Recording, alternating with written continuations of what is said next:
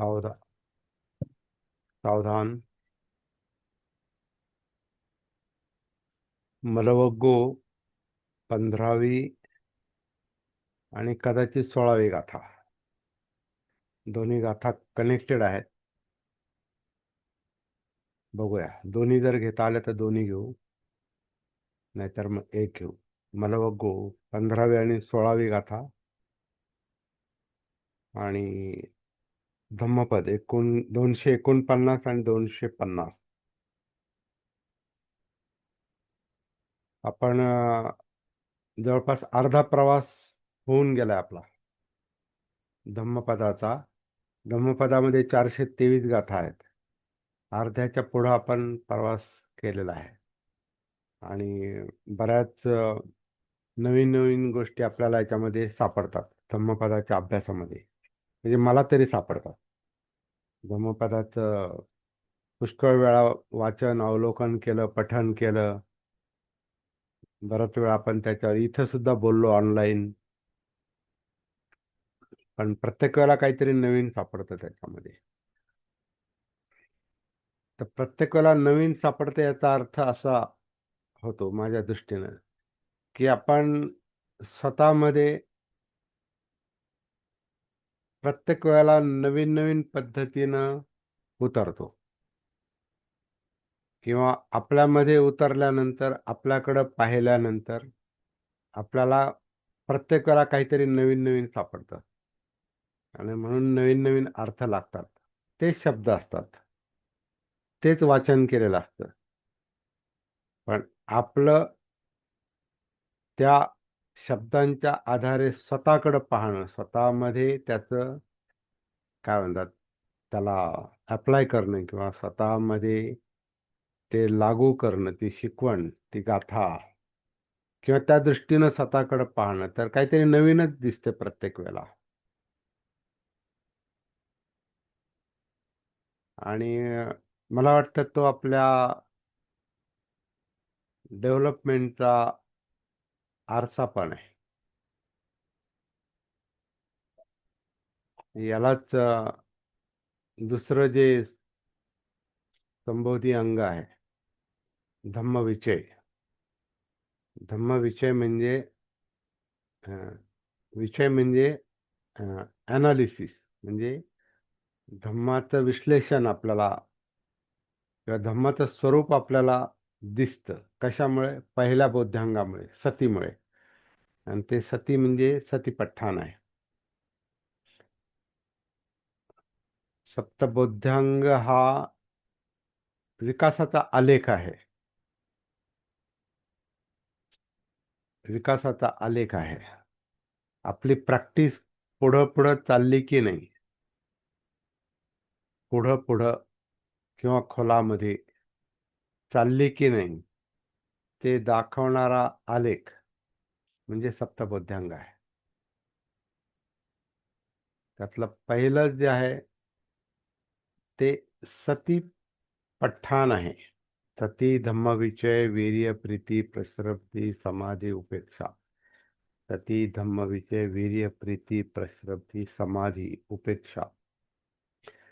7 बोधी किंवा आपली समज, आपली अंडरस्टँडिंग डेव्हलप कशी होत जाते सती पठ्ठांपासून ते उपेक्षेपर्यंत आणि नंतर विमुक्तीपर्यंत. विमुक्ती म्हणजे दुःखमुक्ती, निब्बाण, जो हेतू आहे आपला जगण्याचा.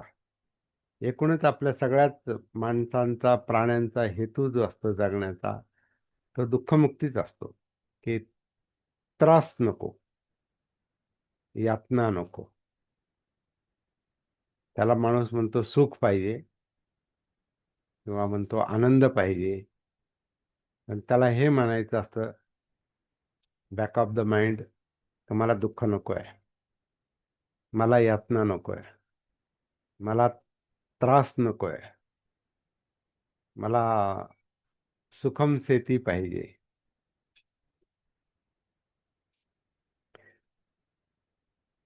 सुखम सेती पाहिजे किंवा मला आणखीन जरा तात्विक भाषेत बोललं, धम्माच्या भाषेत, तर मला समाधी पाहिजे.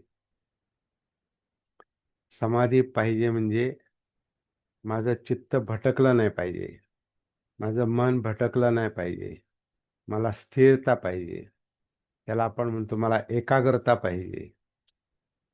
म्हणजे मन स्थिर पाहिजे, मन शांत पाहिजे. जिथं पाहिजे, आवश्यक आहे तिथं मन टिकलं पाहिजे. म्हणजे बोलताना बोलता आलं पाहिजे, लिहिताना लिहिता आलं पाहिजे, अभ्यास करताना अभ्यास करता आला पाहिजे. जे काम आपण करतो ते आपल्याला ते तडीस नेईपर्यंत, पूर्ण होईपर्यंत त्याच्यामध्ये आपल्याला राहता आलं पाहिजे. नाही तर आपण एखादं काम हातात घेतो आणि आपलं मनात दुसरंच काहीतरी येतं आणि मग ते काम सोडून आपण दुसरीकडे जातो. कधी कधी आपण एकाच वेळेला दोन दोन कामं करायला पाहतो, तीन तीन कामं करायला पाहतो. अगदी आपल्या व्यवहारातले हे आहे, त्या व्यवहारातले आपलं वर्तन असतं. म्हणजे एक काम करत असतो आणि दुसरं काम हातात घेऊन ठेवलेलं असतं.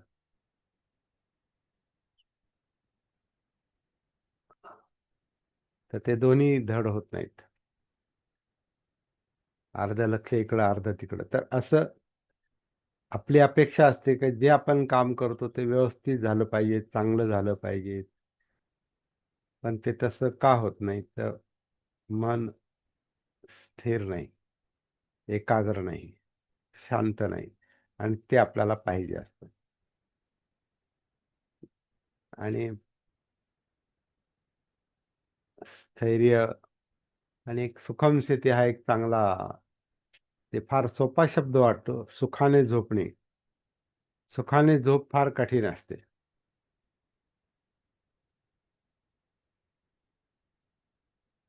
माणूस झोपतो, झोपी जातो किंवा विश्रांती घेतो आणि विश्रांती घेता येत नाही.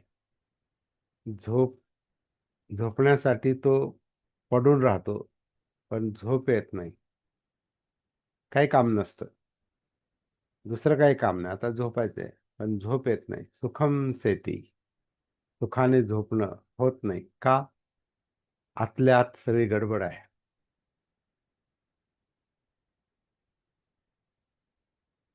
आणि सुखाच्या झोपेची अपेक्षा असते आणि मन चित्त झोपू देत नाही, कारण त्याच्यात काहीतरी प्रॉब्लेम आहे. आणि प्रत्येकाला वाटतं तो प्रॉब्लेम नसावा. तर ते प्रॅक्टिकली कसं साधायचं, कसं साध्य करायचं, हे सांगणारं तंत्र म्हणजे सप्तबोध्यांग आहे. किंवा सप्तबोध्यांग पण नाही, सप्तबोध्यांग हा तर विकासाचा आराखडा आहे. त्याच्या आधीचं जे अंग आहे, सतीपट्ठाण. सतीपट्ठाण हे आधीची प्रॅक्टिस आहे आणि सप्तबोध्यांगांची सुरुवात आहे. म्हणजे ते कनेक्टेडच आहे. जसं आनापान सतीला कनेक्टेड सतीपट्ठाण आहे. श्वास पाहिला, श्वासाचं भान आलं की ही काया आतून आत श्वास घेते, आतून बाहेर सोडते.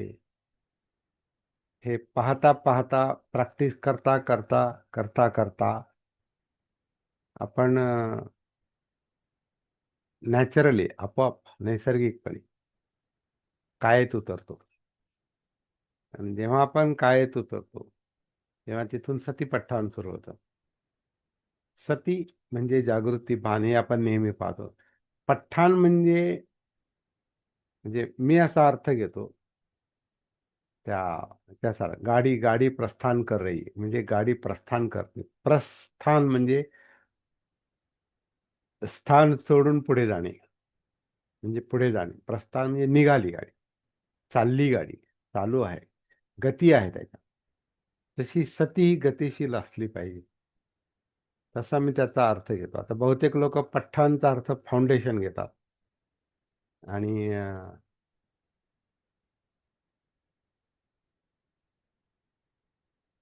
फाउंडेशन हे स्थिरता दर्शक स्थिरता दर्शक शब्द वाटतं मला. जसं आपण फाउंडेशन स्थितिशीलता दाखवतो. जसं आता बिल्डिंगचं फाउंडेशन किंवा फाउंडेशन आपण म्हणतो ना, काही कोर्सेस असतात, तर त्या कोर्सेसमध्ये फाउंडेशनचा कोर्स असतो. म्हणजे समजा चित्रकलेचा कोर्स असेल किंवा आणखीन काही साधनं असतील, प्रॅक्टिस असतील, फाउंडेशन, त्याचं फाउंडेशन जे आहे ते अं, असं वाटतं का स्थिर गोष्ट आहे. हा, ते ते ज्ञान कमावलं, ते ज्ञान कमावलं का असं वाटतं की अं, ते पूर्ण झालं, कमावलेलं पूर्ण झालं. पण तसं नसतंय. ज्ञान ही स्थिर गोष्ट नाही, ज्ञान ही वाढत राहणारी गोष्ट आहे. ज्ञान ही विकास पावणारी गोष्ट आहे. ज्ञान हा एवढं मिळालं आणि तेवढंच राहिलं असं नाही, ते वाढत जाते. म्हणून एखाद्या गोष्टीचं फाउंडेशन मिळालं म्हणजे ते तेवढंच ज्ञान राहिलं असं नाही. ज्ञान ही विकसित होणारी प्रक्रिया आहे.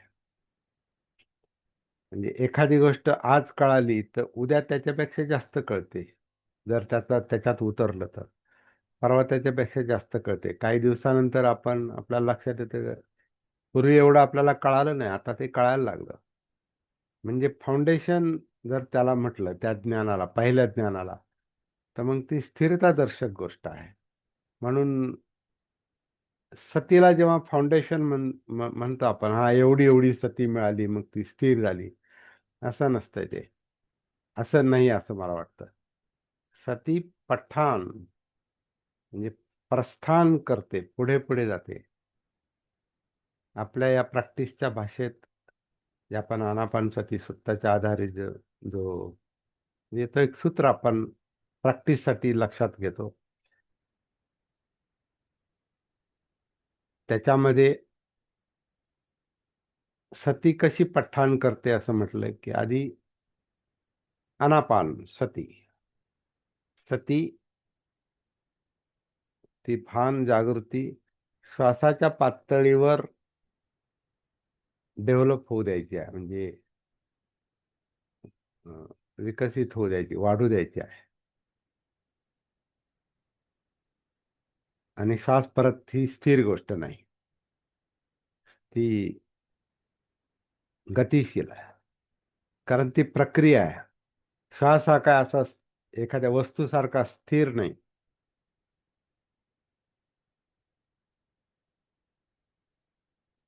जड वस्तू कोणती पण बाहेर आपल्याला जे दिसते ती स्थिर दिसते, है ना. ही बाटली स्थिर आहे, मोबाईल स्थिर आहे, माऊस स्थिर आहे, फोन किंवा हे पुस्तक स्थिर आहे. जे पडलंय ते स्थिर वाटतं. असा श्वास हा काय स्थिर स्थिर नाही येतो. ती क्रिया आहे, प्रक्रिया आहे, आणि ती शरीरात चालते, आणि शरीर जिवंत आहे. आणि त्या जिवंतपणात चालणारी एक क्रिया श्वास आहे. आणि बाकीच्या मग 12-13 क्रिया ज्या आपल्या शरीरात चालतात, त्या आपण वारंवार एक माहिती म्हणून लक्षात घेतो, त्याच्याशी आपला संपर्कही नसतो. उदाहरणार्थ आपल्या हार्टशी आपला संपर्क नाही, आपल्या रक्ताभिसरणाशी आपला संपर्क नाही. आपण खातो पण पचन होतं म्हणजे काय होतं याच्याशी आपला संपर्क नसतो. फक्त खाणं आणि सकाळची टॉयलेट याच्या पलीकडे आपलं त्याच्याशी काय संपर्क येत नाही.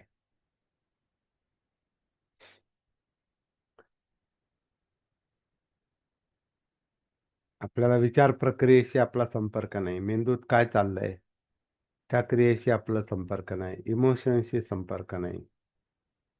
आपल्या वेगवेगळ्या ग्रंथी कशा फंक्शन करतात, ग्रंथींचा स्राव सतत चालूच असतो.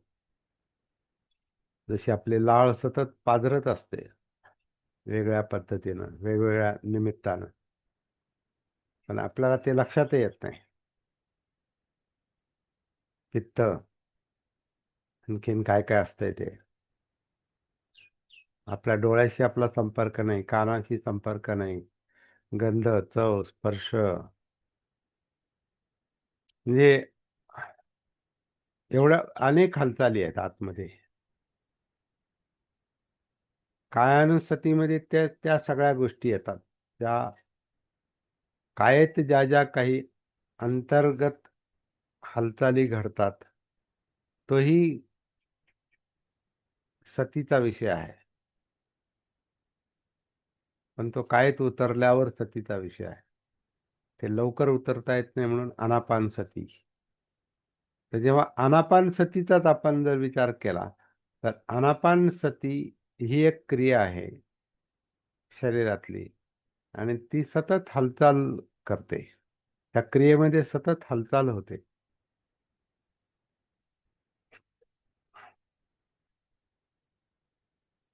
एक श्वास दोनदा कधी येत नाही. जसं एक म्हण आहे ना, एकाच एकाच नदीत तुम्ही दोनदा पोहत पोहत नाहीत.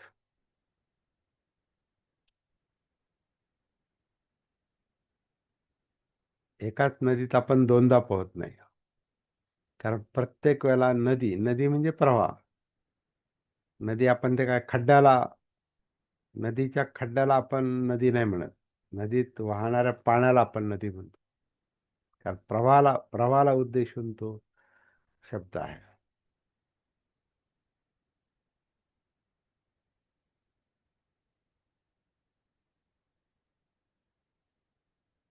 प्रवाह गतिशील आहे, म्हणजे पाणी वाहत आहे.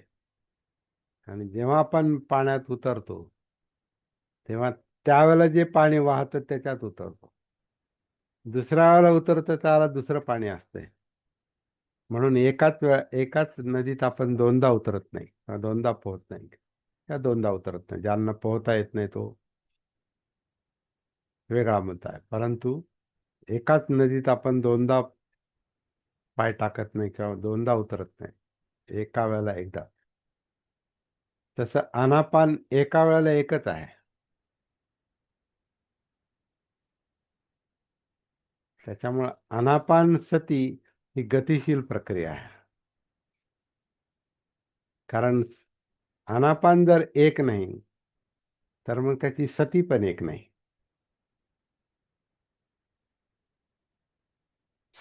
म्हणून पठ्ठाण शब्द आहे त्याला, प्रस्थान. जसं हे जीवन प्रवाहित होतं, चालतं. कारण जीवन हा प्रवाह आहे. श्वास प्रवाह आहे, कायेतल्या अनेक हालचाली प्रवाह आहेत, आपल्या जाणीवा, वेदना प्रवाह आहेत. सुख-दुःख हे एकच दुःख नसतं आणि एकच सुख नसतं.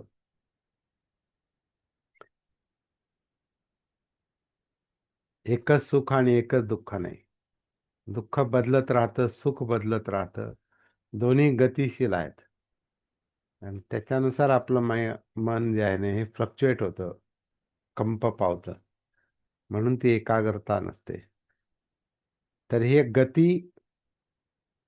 सती गतीमध्ये उतरण्याचं काम आहे, आणि गतीमध्ये पण पुढं पुढं जाण्याचं काम आहे, प्रवाहाबरोबर, जीवनाबरोबर, जीवनाच्या गतीबरोबर. म्हणून त्याला सती पठ्ठाण म्हटलेलं आहे. प्रस्थान, श्वासातून कायेतल्या जाणीवा, वेदना,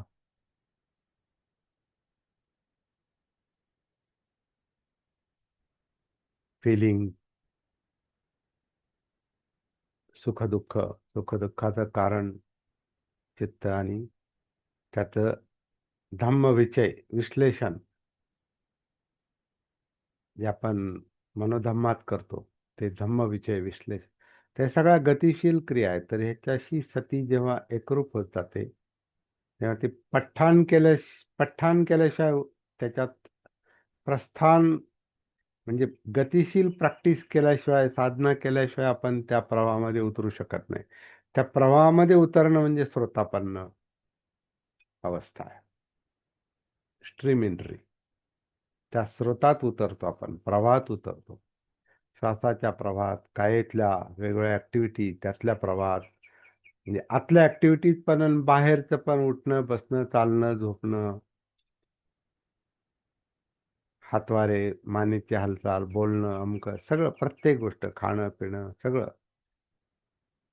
कारण स्थितिशील काहीच नाही. शरीर हे स्थितिशील नाही. आपण झोपलो तरी स्थितिशील नसतो. शांत झोपलो तरी आतमध्ये घडामोडी चाललेल्या आहेत. कायेच्या पातळीवर आणि चित्ताच्या, मनाच्या पातळीवर. म्हणजे स्थिर काहीच नाही. म्हणजेच गती आहे. म्हणून त्याला अनित्यता पण म्हटलंय. सभ्ये संखारा अनिच्छा, अनित्य प्रवाह, नित्य नाही, स्थिर नाही, स्थिती नाही, अनित्य आहे, गती आहे. आणि हे सगळं आपण करत नाही, म्हणून अनात्म आहे. मी नाही म्हणत श्वासाला गतिशील राहा. मी नाही म्हणत हार्टला असं असं कर. मी नाही म्हणत मेंदूला विचार कर. ते करतंय आणि ते मला जाणवतंय. त्यामुळे मी विचार करतो हा शब्द प्रयोग चुकीचा आहे. विचार चाललेले मला जाणवतात. मी नाही विचार करत. विचार जे चालले ते जाणवतात. त्याला म्हणतो मी विचार करतो. मी पाहतो. मी नाही पाहत. जे दिसतं ते जाणवतंय. म्हणजे कारण डोळ्याला काय पाहायला सांगावं लागत नाही. त्यांनी पापण्या उघडल्या की ती जे बुबुळ आहे, बाहुली जी आहे, त्याच्यातून प्रकाश किरण आत गेले का दिसणं सुरू. म्हणजे ते दिसतंय, ते आपण पाहतो. म्हणताना म्हणतो मी पाहतो, मला दिसतं नाही. जे दिसतं ते मला जाणवतंय फक्त. म्हणजे आपला हा जाणीवांचा एक प्रवास. असं असं हे चाललेलं आहे सगळं. पण आपली जी बोलीभाषा आहे, ती बोलीभाषा कधी कधी सगळं उलटच पाहते. विपर्यास म्हटलंय त्याला, विपर्यास. म्हणजे विपर्यासच करते. जे आहे ते वेगळं आणि दिसतंय ते वेगळंच आहे. म्हणजे जाणवतंय ते वेगळंच आहे. वास्तव वेगळंच आहे. सत्य वेगळंच आहे. तर हे सतीपठ्ठाण जेव्हा होतं ना, या गतिशील प्रक्रियांमध्ये जेव्हा आपण उतरतो आणि त्याचा अभ्यास करतो, त्याच्यात जे जाणवतं ते धम्मविजय. आणि मग पुढचं काम ते त्याप्रमाणे ते डेव्हलप होतं. आपली ऊर्जा मोकळी होते, शक्ती मोकळी होते, कुंठित अवस्था, जे ब्लॉकेज निघतं, बंदिस्तपणा निघतो. आणि ते धम्म, ते सत्य, ते दिसलं की आपण ते स्वीकारतो. हा, हे असं असं आहे. मग आपण त्याला होड करत नाही. त्याचा लोभ किंवा द्वेष नाही. हे असंच आहे. हे जेव्हा आपली शक्ती मुक्त होते, मग आनंद होतो, अत्यानंद होतो. मग मन स्थिर होतं, शांत होतं. मग ते समाधीमध्ये जातं. तिथं चित्त, तिथे एकाग्रता येते. आणि त्यातला अहंकार जर दूर झाला तर मग दुःखमुक्ती मिळते. असं जे काही हे काम चाललेलं आहे, तर ते प्रवाहित काम आहे, गतिशील काम आहे. तरी हे गतिशील काम कशामुळं स्थितिशील बनतं, ब्लॉक का होतं? आपल्याला ते का नाही जाणवत? चित्तमलामुळे. आतले जे प्रॉब्लेम आहेत, ह्या प्रॉब्लेममुळे चित्तमल, ते आपण नाही क्रिएट केले. आपली जबाबदारी एकच येते की आपल्याला त्याचं भान येणं गरजेचं आहे. तेवढीच आपली जबाबदारी आहे. सती. आपलं बाकीचं काही काम नाही. मला वाटतं काहीच मॅन्युअली आहे, प्रत्यक्षात असं काहीच नाही करायचं. फक्त आपल्याला अस्तित्वाचा बोध झाला पाहिजे. सम्यक दृष्टी. कळालं पाहिजे काय चाललंय. पण ते कळण्यासाठी जे स्थैर्य पाहिजे, जी स्थिरता पाहिजे, जी समाधी पाहिजे, ती नसते. आणि ती समाधी, आणि समाधी पण प्रवाहित आहे. समाधी म्हणजे एक एक गोष्ट नाही. एकाग्रता सुद्धा एक नाही. एकाग्रता म्हणजे मनाचा विस्कळीतपणा कमी होणं, त्याला एकाग्रता म्हटलं. एकाग्रता याचा अर्थ मन असं काहीतरी एका जागी थांबेल कायम, असा त्याचा अर्थ नाही. त्यातला विस्कळीतपणा कमी झालाय, चंचलता कमी झालेली आहे. विषयातून विषय विषयाच्या जागी आहे, परंतु त्या विषयानुसार चित्त पांगत नाही किंवा मन पांगत नाही, पळापळ करत नाही, चंचल, फडफड करत नाही. फंदनं, चपलं, चित्तं दुरख्खं दुर्निवारं, म्हणजे आपलं जे चित्त आहे ते फडफड करत नाही, फंदन स्पंदन करत नाही.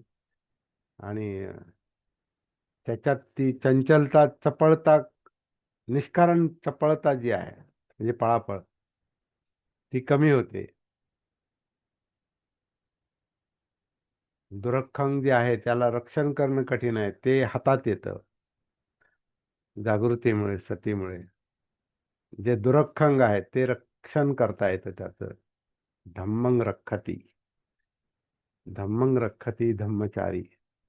धम्माचं रक्षण करणं म्हणजे धम्म दिसणं आहे, मनोधम्म दिसणं आहे, धम्मानुसती आहे. मग ते त्याचं रक्षण करता येतं, तेव्हा तो धम्मचारी आहे. धम्मचारी ही फक्त दीक्षा नाही, जे काही लोकांना वाटतं. नाही. धम्मं रक्षति धम्मचारी. धम्माचं रक्षण हे सतीनंच होतं, जागृतीनंच होतं. रक्षण म्हणजे पळापळ कमी होणे. मनाचं कामच धम्म आहे, पण धम्मामध्ये अधम्म पण आहे. आणि अधम्माचं रक्षण करणं म्हणजे धम्मात मनाचं रक्षण करणं आणि त्याला सद्धम्माच्या मार्गावर आणणं, हे सतीचं काम.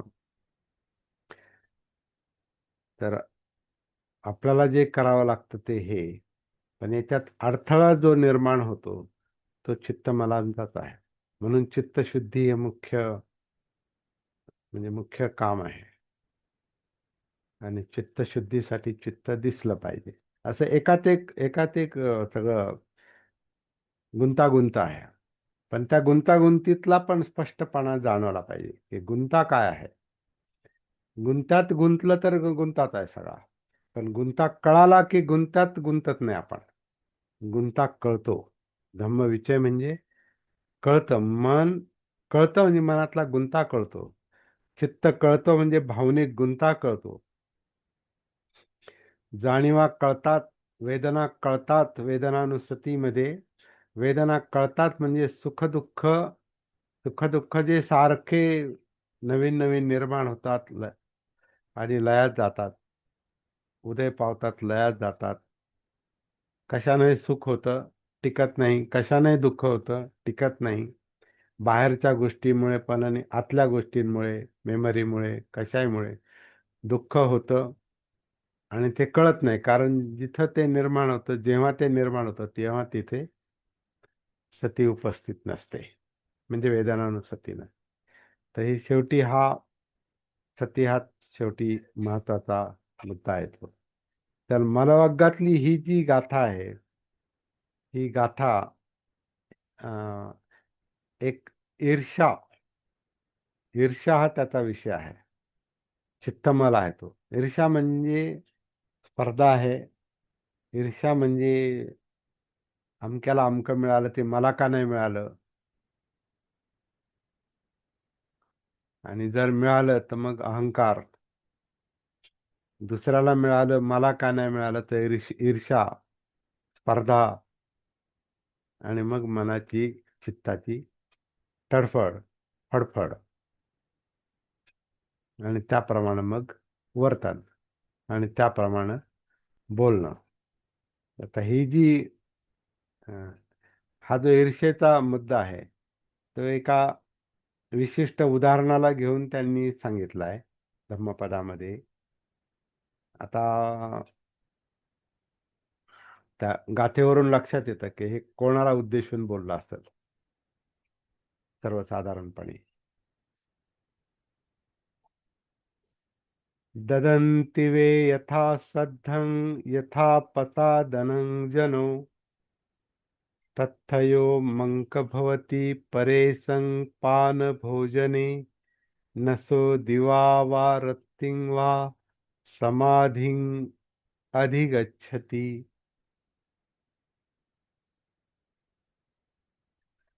अर्थ त्याचा असा आहे की लोक आपापली श्रद्धा आणि आपापल्या अ, प्रसन्नतेनुसार, म्हणजे त्यांना त्यांना वाटलं तर त्यांना आनंद असेल देण्यामध्ये, ते जर प्रसन्न असतील तर ते श्रद्धेनं आणि प्रसन्नतेनं, त्यांना वाटलं तर ते दान देतात. आणि ज्याला दान मिळतं तो ते घेतो, त्याचा उपभोग घेतो. पण दुसरा जो आहे तो त्याच्याकडे पाहून काय म्हणतात, तो मख्ख होतो, तो मंक मंक मंक भवन मंकू भवन भवती. म्हणजे काय शांत होतो, म्हणजे तो शांत होतो म्हणजे काय, त्याला ते सहन होत नाही, तो वाहवा नाही करत, त्याला आनंद होत नाही. माझ्या दुसऱ्याला, सहकार्याला किंवा आपल्या दुसऱ्या सहचार्याला कोणी काही श्रद्धेनं किंवा प्रसन्नतेनं काही देत असेल तर याचा इकडे जळफळाट होतो, तो शांत बसतो. आता हे कसं आहे, भिक्षूंना उद्देशून पण असू शकतं किंवा आपण व्यवहारातही पाहतो. आपल्यासारखा आपल्या बरोबर असलेला कालांतराने समजा पुढे गेला तर आपल्याला ते सहन होत नाही. आपल्या वर्गातला मित्र, त्याला जास्त मार्क पडले आणि त्याचा पुढे सत्कार झाला, वाहवा झाली किंवा त्याला पुढे आणखीन काही त्याच्यातून मिळालं, तर ते आपल्याला सहन होत नाही. आपल्या सहकार्याला प्रमोशन मिळालं, पगारवाढ झाली किंवा प्रमोशन मिळालं, अधिकारी झाला, वरच्या स्तरावर गेला, ते आपल्याला सहन होत नाही. आपल्या पुढे लहानाचा मोठा झालेला एखादा मुलगा, एखादा माणूस, एखादी व्यक्ती, एखादा नातेवाईक पुढे गेला, ते आपल्याला सहन होत नाही. तर ही ती ईर्षेची भावना आहे, हा चित्तमल आहे. कारण जो जसा, ज्याला जशी परिस्थिती मिळते, त्याची जशी तयारी आहे, त्याला मिळालेली संधी आहे, त्याचे प्रयत्न आहेत, त्याची क्षमता आहे, त्याचे संस्कार आहेत, पात्रता जे असेल ते, त्याच्या परिस्थितीनुसार, त्याच्या संस्कारानुसार, त्याला जे काय आहे ते उपलब्ध, त्यानुसार तो पुढे गती घेतो. तशी आपली परिस्थिती नसेल तर त्याच्याशी स्पर्धा करण्याचं काही खरं म्हणजे कारण नाही. परंतु भान नसलेल्या मनाला, चित्ताला ते कळत नाही, ते स्वीकारत नाही. तो कळतं त्याला पण, किंवा कळतही नाही खरं म्हणजे, कारण ते भानच नाही तर कळतच नाही. तर आतल्या जळफळाट चाललेला असतो आणि चित्त विस्कळीत होतं, मन विस्कळीत होतो. ईर्षेमुळे तो कुढतो, मनातल्या मनात जळतो, जिरसी जळतो, त्याचा जळफळाट होतो, त्याला ते सहन होत नाही.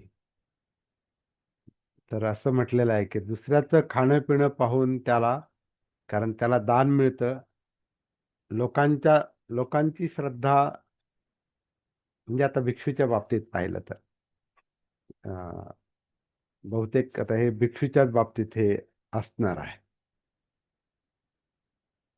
की काही भिक्षूंना श्रद्धेनं लोक दान देतात. ती अंधश्रद्धा असू शकते, किंवा खोटी प्रसन्नता पण असू शकते, परंतु त्याच्यामुळे याला मिळतं. तर तो, किंवा हाय भिक्षू त्या पात्रतेचा असू शकतो. या याचा इतरांशी संपर्क हा शुद्ध धम्माच्या आधारे पण असू शकतो, आणि म्हणून लोक प्रसन्न आहेत किंवा त्याच्याविषयी श्रद्धा निर्माण होते, आणि म्हणून लोक मनापासून देतात. मनापासून श्रद्धेनं म्हणजे मनापासून. आणि अंधश्रद्धेनं देतात तर त्याच्यामध्ये सक्ती पण असू शकते. जसं आता काही भोंदू बाबा वगैरे ही भीतीने श्रद्धा निर्माण करतात. तर ती श्रद्धाच आहे लोकांची, पण अंधश्रद्धा आहे.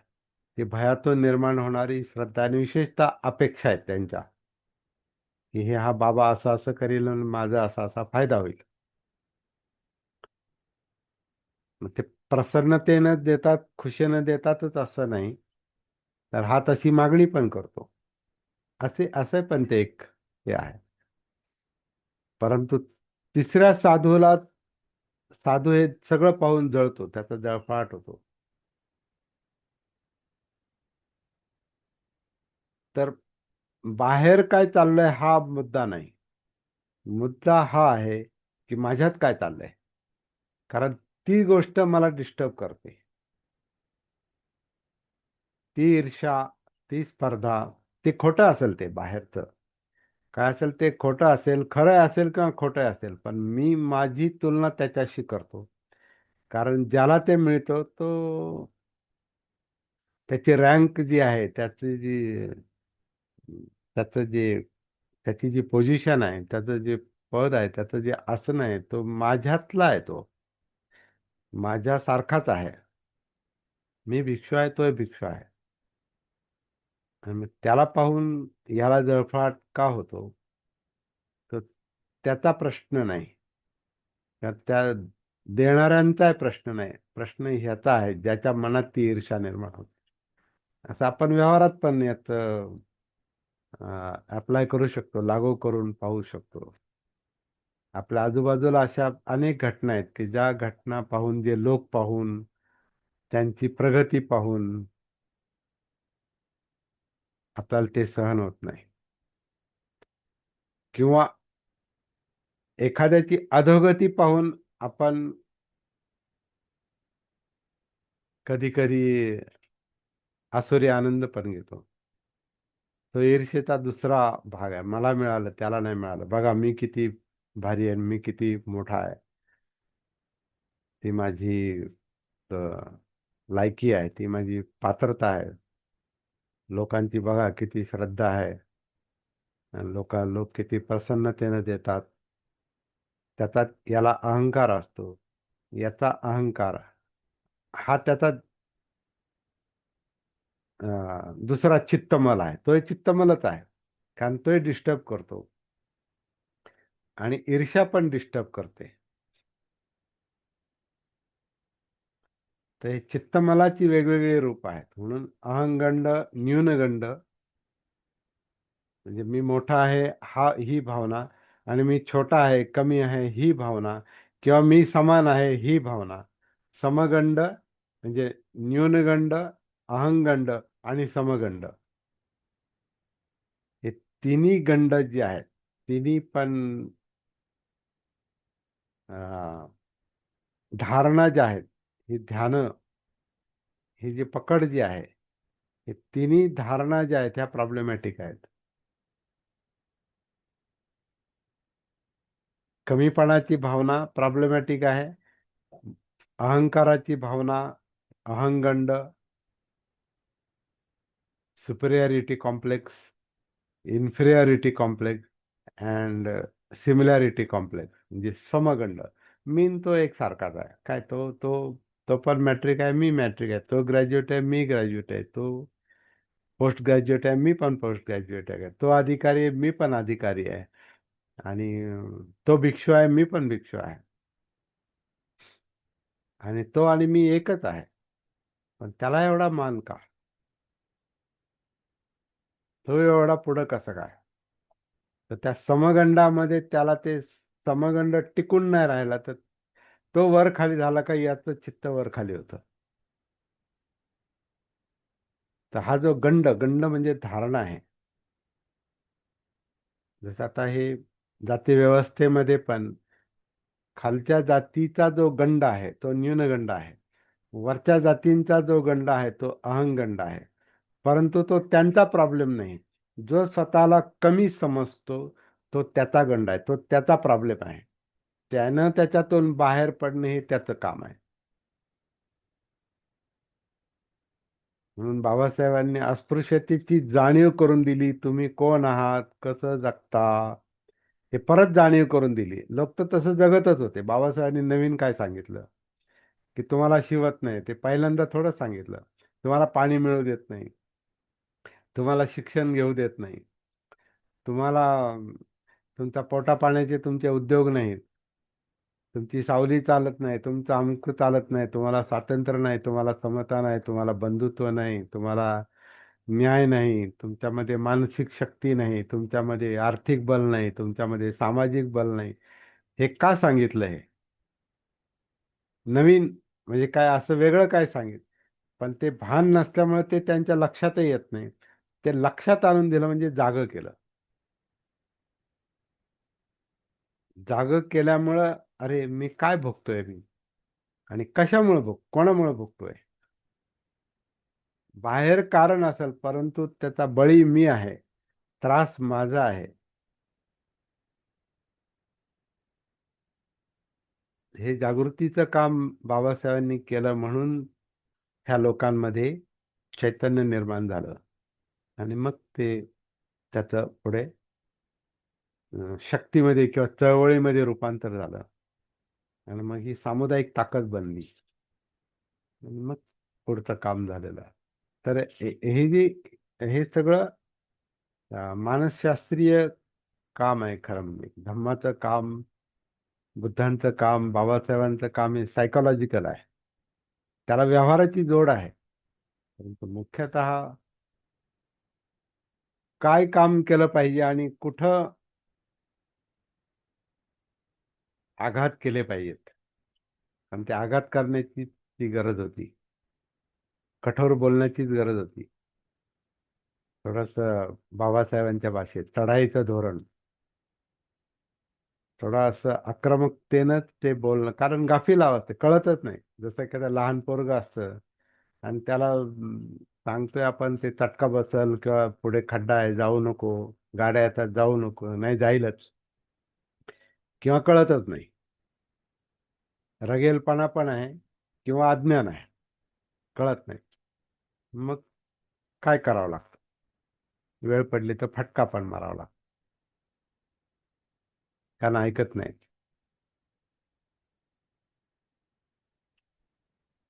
तर ह्या ह्या ज्या ह्या ज्या गोष्टी आहेत ह्या समजून घेणं, आणि स्वतःमध्ये जाग आली पाहिजे. कोणाच्या फटक्याची किंवा कोणाच्या बोलण्याची, सांगण्याची गरज नाही पडली पाहिजे. तर सती काय करते? सती आपल्याला सगळं आरशासारखं दाखवते आपलं अस्तित्व. आता इथे ईर्षेचा मुद्दा आलाय, पण म्हणजे अनेक उदाहरणं घेतोय.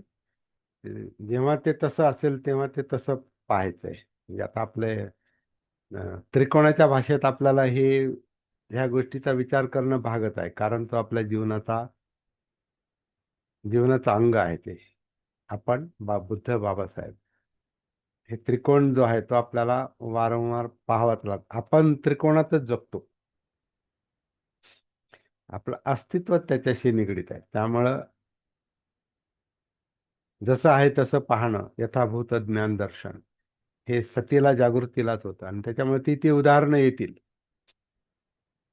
आता इथे ईर्ष्येचं हे उदाहरण आहे, परंतु हे आपल्याला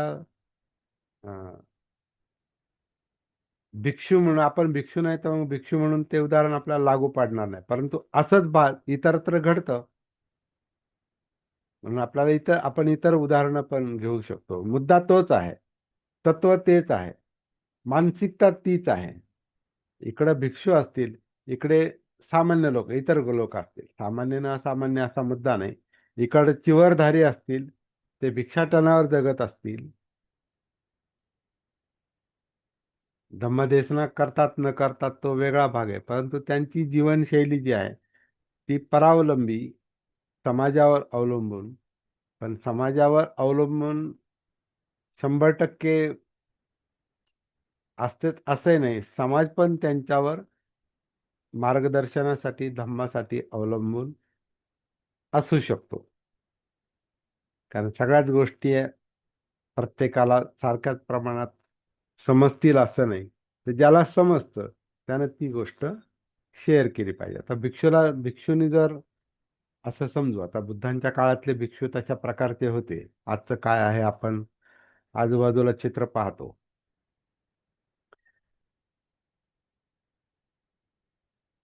पण मुख्यतः त्यांचं काम जे आहे हे भिक्षू म्हणून धम्म सांगणं. कारण तुम्ही भिक्षू बनलात म्हणजे धम्माच्या मार्गावर, बुद्धाच्या मार्गावर चालण्याची कमिटमेंट तुम्ही स्वीकारलेली आहे. कमिटेड आहात तुम्ही. म्हणून तुम्ही समाजामध्ये ते वस्त्र घालून फिरता, राहता, आणि समाजाकडून तुम्ही दान घेता किंवा लोकदान, इथं म्हटलं त्याप्रमाणे प्रसन्नतेनुसार किंवा श्रद्धेनुसार देतात. पण इकडचं कर्तव्य काय, की त्याच्या बदल्यात धम्म देणं. बुद्धांनी आणि बुद्धांच्या संघाने कधी फुकट खाल्लं नाही लोकांचं, कधीच नाही. उलट जे घेतलं त्याच्या बदल्यात त्यांना कितीतरी पटीनं जास्त दिलं. दुःखमुक्तीचा मार्ग सांगितला. ज्याच्यासाठी माणसं प्राणी धडपडतात ते रेडीमेड बुद्धांनी किंवा काही लोकांना सांगितलं. आणि मनाची स्थिरता, शांतता, एकाग्रता, सुखम सेती, जीवनामध्ये स्थैर्य, अंडरस्टँडिंग, प्रज्ञा जर वाणीतून दिली तर फुकट कुठं खात होते ते, त्याच्यापेक्षा जास्त देत होते. नाही का, आता इथं शिक्षक शिकवणी घेतो आणि भरपूर खातो शिकवणी, पैसे. आपण पाहतो हजारो लाखो रुपये उकळतात, थोडंच सांगतात आणि लाखो रुपये उकळतात. आता ते पकडले बघा, ते काही लोक बातम्यांमध्ये दाखवतात, ते शिकवण्यावाले, ट्युशनवाले.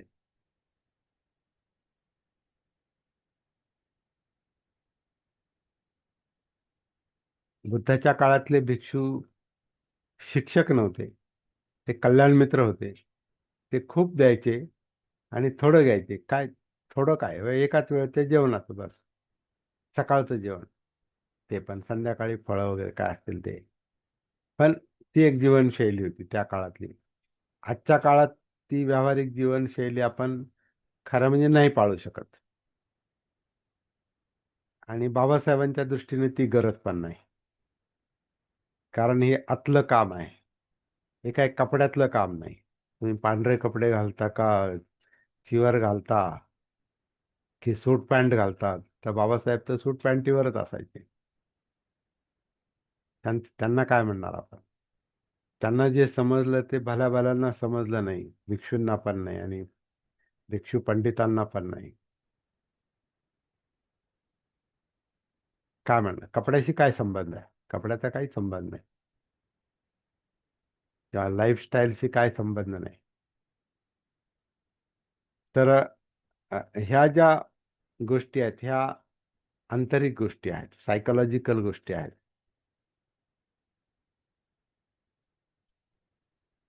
तसं हे एक मानसिक उदाहरण आहे की जळफाट जो आहे, ईर्ष्या जी आहे, हा चित्तमल आहे. हा चित्तमल आहे, आणि तो जर दिसला नाही, त्याची सती त्याचं भान नसेल, तर चित्तमल, ती ईर्ष्या, कोणताही चित्तमल असतात, आपण अनेक उदाहरणं पाहत चाललोय. ते सगळं पाहण्याचं एकच साधन आहे, ते म्हणजे सती आहे. ते दिसलं पाहिजे, ते जाणवलं पाहिजे. जेव्हा ते निर्माण होईल तेव्हा तिथं सती उपस्थित पाहिजे.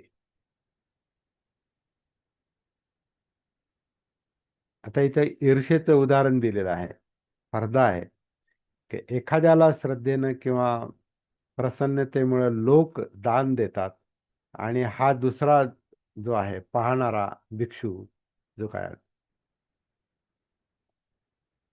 आपण इतरत्र लागू करू शकतो, हा पाहणारा दुसरा जो आहे ना, तो मख्ख होतो, म्हणजे गप्पा बसतो.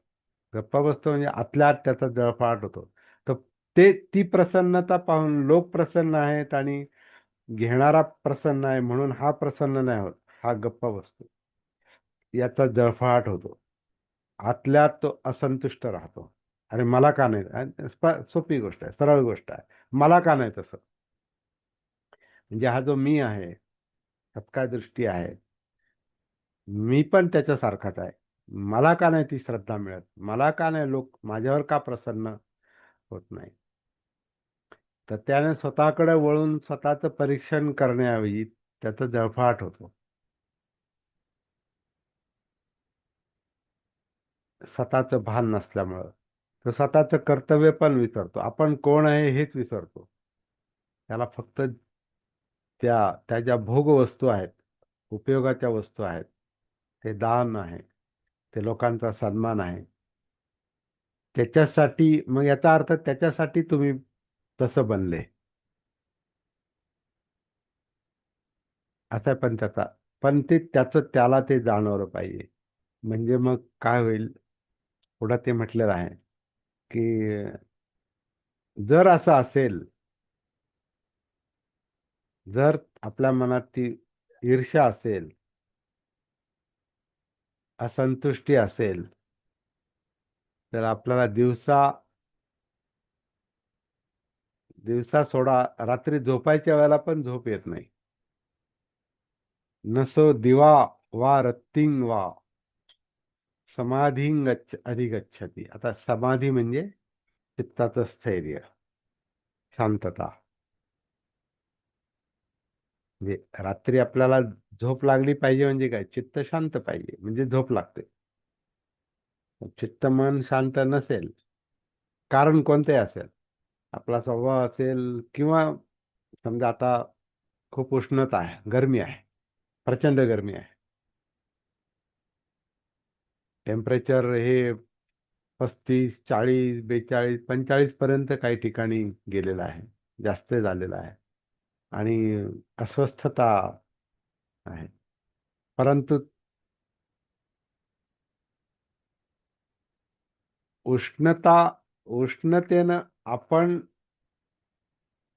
विचलित होणं ही वेगळी गोष्ट आहे. उष्णता आहे म्हणून गरम होतं, होणारच आहे. काय उपाय होण्यासारखे असेल तर, उपाय करण्यासारखे असेल तर करायचे. परंतु नाही ना, अरे बापरे काय गरमी आहे, म्हणजे वैताग आला, अरे बापरे लोक, म्हणजे कसं करायचं? मला तर असं म्हणजे कूल पाहिजे, मला शांत बसता आलं पाहिजे, मला शांत झोपता आलं पाहिजे, मला विश्रांती घेता आली पाहिजे, मला हे करत, आणि बाहेर तर सगळी उष्णता किंवा निष्कारण मग लोकांची चिंता, अरे लोक काय करत असतील, कसे जगत असतील, अरे किती हाल चाललेत. तर तो बाहेरचं पाहूनही विचलित होतो आणि स्वतःचं पाहूनही विचलित होतो. परंतु वास्तव जे आहे ते जर शांतपणे स्वीकारलं, तर प्रत्यक्षातली गरमी, उष्णता आणि या अस्वस्थतेमुळे त्याच्यात पडणारी भर, हे डबल डबल हे होतंय, ते त्रास होतोय तो. म्हणजे आता समजा ईर्षेचा मुद्दा असेल, जळफळाट, जळफळाटामध्ये पण जाळ आहे, उष्णता आहे. म्हणजे आधीच गरमी आहे आणि त्याच्यात जळफळाट, असं काही असेल मग ते डबल झालं ते. म्हणून असंच शारीरिक आजार आणि मानसिक आजार, म्हणजे आपल्याला होणारा आजारामुळे आपल्याला होणारा त्रास आणि माझ्या मनाला त्याच्यामुळे होणारा त्रास, हे अजून अं, त्या त्रासाला आणखीन वाढवतंय, कारण तिथं पेशन्स राहत नाही, सहनशीलता नाही, खंती, वास्तव स्वीकारण्याचं एक मानसिकता नाही, तसा अभ्यास केला नाही, सराव केला नाही. आणि तो सराव म्हणजे आहे त्याचं भान आलं पाहिजे. का हे असंच आहे, हे असंच असतं. आता उद्या उष्णता संपेल, पाऊस सुरू होईल आणि पावसाने समजा हाहाकार माजवला सगळीकडे, तर मग तो त्रास वेगळाच. बापरे, काय पाऊस आहे, आता कसं व्हायचं? किंवा काही लोकांच्या अगदी घरात पाणी शिरतं, सगळं अस्ताव्यस्त होतं, मग तो वेगळा त्रास. उन्हाचा वेगळा त्रास, पावसाचा वेगळा त्रास, थंडी, खूप थंडी पडली, अगदी गोठवणारी थंडी पडली, तर मग तो वेगळा त्रास. म्हणजे त्रास कधी नसतो. सगळेच ऋतूंमधले अतिरेक हे त्रासदायकच असतात. मग सहनशीलता जर असेल ना, तर ते परिवर्तन, ते वातावरणातला बदल हा आपण स्वीकारू शकतो. असं काही या गाथेला सांगायचं, की ईर्ष्या हा चित्तमल आहे. ईर्ष्येनं समाधी मिळत नाही, म्हणजे चित्त एकाग्र होत नाही, म्हणजे चित्त शांत होत नाही, कारण ते शांत होत नाही, कारण ते स्पर्धा करतंय. आणि स्पर्धा जर सतीला दिसली नाही आपल्यातली, तर मग ती ईर्ष्या कधी शांत होत नाही. त्याच्यामध्ये लोभ आणि त्याच्यामध्ये द्वेष. ईर्ष्या हा चित्ताचा भाग आहे, त्याचा परिणाम दुःख आहे. आणि ईर्ष्येप्रमाणे झालं तर त्याच्यामध्ये खोटं सुख पण आहे. म्हणजे माझ्या ईर्ष्येला जर असं वाटत असेल, तर माझ्या त्या त्या माणसाचं, त्या सहकार्याचं जरा किंमत कमी झाली पाहिजे, किंवा त्याला कमी जरा लोकांनी दान दिलं पाहिजे, त्याला कमी मिळालं पाहिजे. आणि तसं जर झालं तर मला इकडं आतून आनंद होतो, बरं झालं. नाही तर मग जळफळाट चालूच आहे. तर दोन्ही चित्तमल आहेत. त्याचं कारण मी आहे, सत्काय दृष्टी. मी असा असा आहे आणि मला ते तसं पाहिजे. त्याला कसं आहे, मला का नाही? आम्ही सारखेच. ही स्वकाया दृष्टी, म्हणजे मी असा असा आहे, ही आपली आयडेंटिटी जी आहे, या आयडेंटिटीत आपण अडकलो, म्हणून तो प्रॉब्लेम आहे.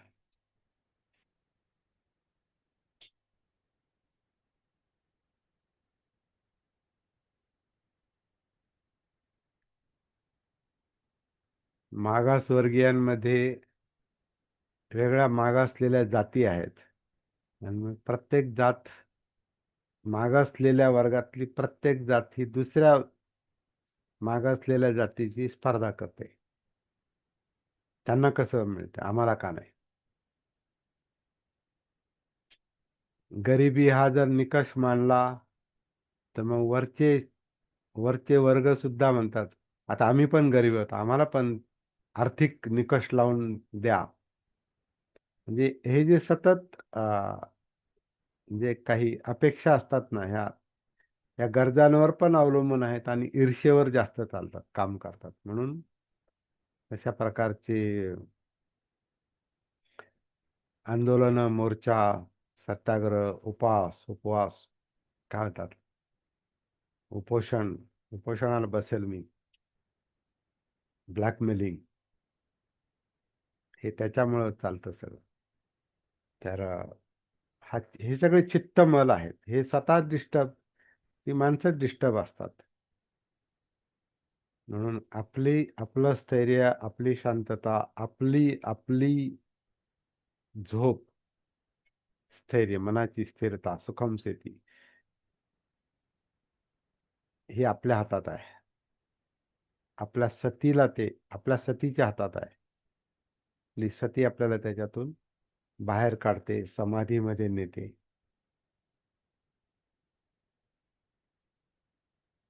पुढची गाथा आपण लगेच त्याला जोडून, कारण तो विरुद्ध अर्थाचा आहे, की जो ही सगळं समजून घेतो आणि प्रॅक्टिस करतो. यस्य चेतं समुच्छिन्नं, ज्याचं चित्त आणि त्याची मनोवृत्ती, चित्त म्हणजे मनोवृत्ती, वृत्ती, स्वभाव, ज्याचा हा असा स्वभाव, म्हणजे समजा ईर्ष्या, आता ईर्ष्या हा विषय आहे. ज्यानं ही ईर्ष्या मुळापासून उखडून टाकलेले आहे, काढून टाकलेले आहे. यस्य चेतं समुच्छिन्नं, उच्चाटन केलं त्याचं. मूल घच्चं, मुळापासून, समूळ, मुळाला धरून समूळ त्याचं उच्चाटन केलेलं आहे. म्हणजे तो चित्तात शिरलेला आहे, चित्तानुसती. त्याचं चित्त प्रस्थान करत करत त्याच्यापर्यंत गेलेलं आहे. मग तिथं ती ईर्ष्या दिसते, जिथं आहे तिथं दिसते. ईर्ष्या हा विषय बाहेर नाही, हा आतमध्ये हाडामासात झिरपलेला, मुरलेला विषय आहे. कारण मज्जासंस्था आपली जी आहे, मेंदू आणि सगळी मज्जासंस्था ही हाडामासात गेलेली आहे.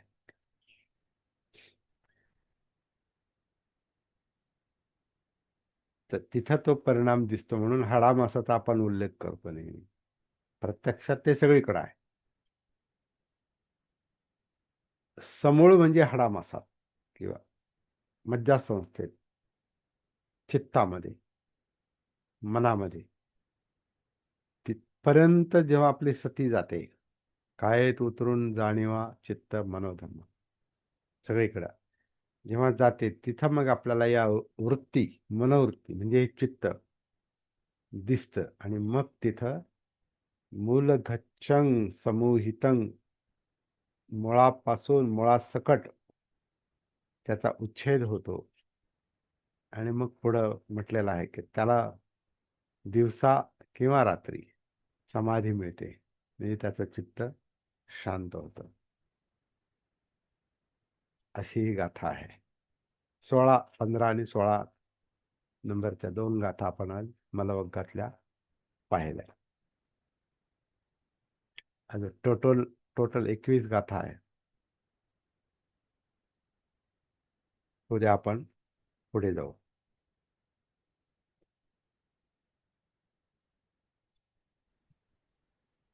बोला. जे विस्कळीत आहे ते एकत्र येणं म्हणजे समाधी. विस्कळीत झालेलं आहे ते एकत्र येणं म्हणजे समाधी. बरोबर. मग समाधी प्रवाहित कशी? समाधी समाधी एक गोष्ट नाही. विस्कळीतपणा कमी होणं, त्याला सम इध इध म्हणजे इथं येणं. इथं म्हणजे तिथं तिथं तिथं तिथं सगळं पांगलेलं नाही, ते इथं येणं आहे. म्हणजे आपल्यामध्ये येणं म्हणजे स्थैर्य आहे, म्हणजे स्थिरता आहे. आणि जीवन गतिशील आहे, कारण काही घडतंय, काही होऊ शकतं आत किंवा बाहेर. तिथं आपली समाधी टिकून राहणं त्या ठिकाणी, तर त्याला समाधीची प्रवाहितता ती दिसते, ती जाणवते. ती दिसते म्हणजे कसं, आत्ता आत्ता अशा अशा घडामोडी घडल्यात. आपण आता वेगळी उदाहरणं पाहिली. आता वेगळी उदाहरणं, अगदी अस्पृश्यतेचं, जातीयतेचं उदाहरण पाहिलं, उष्णतेचं पण पाहिलं, भिक्षूंचं पण पाहिलं. वेगवेगळे उदाहरणं आपण पाहतो आणि त्या ठिकाणी त्या कारणानं समाधी भंग होऊ शकते, म्हणजे चित्त विस्कळीत होऊ शकतं. आणि आपला अभ्यास असेल, आपली प्रॅक्टिस असेल, म्हणजे आपल्याशी संपर्क असेल, आपल्याला भान असेल, आपण तशी प्रॅक्टिस तशी साधना करतोय नॉन स्टॉप 24 आवर, जर आपण तशी साधना करतोय आणि आपली सती जर कायम उपस्थित असेल, तर आपली सती आपल्याला कायम समाधीमध्ये ठेवू शकते. घडामोडी काही घडत, घडामोडी ह्या घडणारच आहेत. जीवन म्हणजे वेगवेगळ्या प्रकारच्या ऍक्टिव्हिटीजच आहेत, वेगवेगळ्या प्रकारच्या क्रिया आहेत, प्रतिक्रिया आहेत, घडामोडी आहेत. जीवन हे स्थिर कुठंच नाही. परंतु ह्या अस्थिर अनित्य जीवनामध्ये सभ्ये संखारा अनिच्चा, संखार म्हणजे जीवनच आहे, संस्कारित अस्तित्व. आपलं जीवन हे जे आहे हे सतत परिवर्तनशील आहे, बदलणार आहे. त्या प्रत्येक बदलामध्ये माझं चित्त जर विस्कळीत होत असेल, त्याला त्याचं भान नसल्यामुळे माझं मन जर विस्कळीत होत असेल, चंचल होत असेल, त्याची समाधी भंग होत असेल, तर तो प्रॉब्लेम आहे, ते दुःख आहे, ती यातना आहे, ते डिस्टर्बन्स आहे. परंतु सतीचा अभ्यास आपला 24 आवर समजा चालू आहे, तर कधी काही होऊ द्या,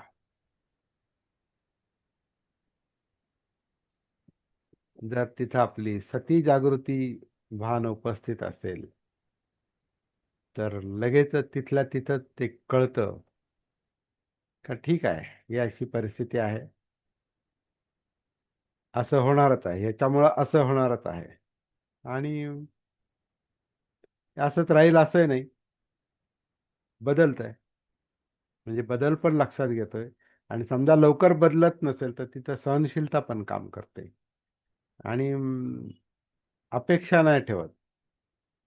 आता उष्णता आहे आणि उष्णता नको, फार थंडी आहे आणि थंडी नको, फार पाऊस चालला आणि पाऊस नको, लोक असं वागतात तसं नको, असं अपेक्षा नाही राहत. म्हणून उपेक्षा, उपेक्षा म्हणजे अटॅचमेंट पण आहे. उपइख्ख म्हणजे खरं म्हणजे आत येणं आहे, आत पाहणं आहे.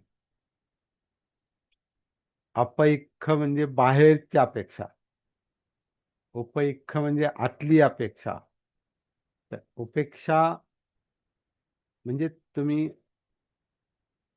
व्यवहारातून सतत अपेक्षा नाही ठेवत, हे असंच झालं पाहिजे, लोक असेच वागले पाहिजे, मला हेच मिळालं पाहिजे, तेच मिळालं पाहिजे, हा बदल नको, आणि जे जे मला मिळालेलं आहे ते टिकून राहिलं पाहिजे, जे नाही मिळालं ते मिळत राहिलं पाहिजे. ह्या ज्या अपेक्षा आहेत त्या उपेक्षेमध्ये आल्या पाहिजेत. अनात्मा जे आहे ते आहे, नाही ते पण आहे. तर ही अंडरस्टँडिंग हळूहळू येते.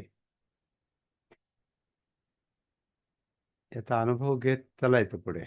ती साधना आहे, तीच प्रॅक्टिस आहे. दुसरं काही काम नाही आपल्याला. बाकी व्यवहार चाललाय तो चाललाच.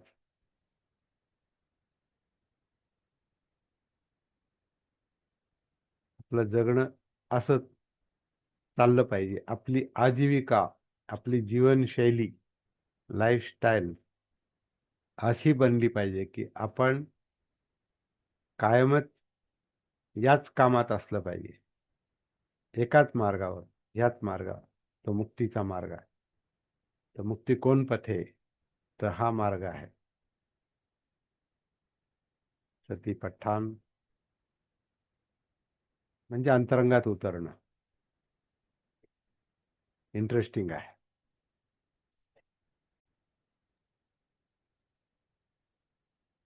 2006ला माझं एक पुस्तक प्रकाशित झालं होतं, कविता संग्रह. बरं. त्याचं त्याचं नाव आहे हे अपेक्षा उपेक्षा. अपेक्षा उपेक्षा, हा. त्या दोन्हीवरून मला आठवलं आता, म्हणून पुन्हा म्हणलं सांगावं. अच्छा, वा वा, क्या बात आहे, मोठा विषय मग. उपेक्षा अपेक्षा म्हणजे आत बाहेर. हो, बाबासाहेबांनी जी अपेक्षा व्यक्त केली आणि हा, आम्ही त्याची उपेक्षा कशी केली त्याच्यावरती पूर्णपणे पुस्तक आहे. अच्छा. छान आहे. आम्हाला कधी वाचायला मिळेल तर वाट पाहतो. हा, तर तुम्ही इकडे सांगोला ज्यावेळी याल त्यावेळी ते पुस्तकाची प्रत तुम्हाला 100% मिळेल. बरं.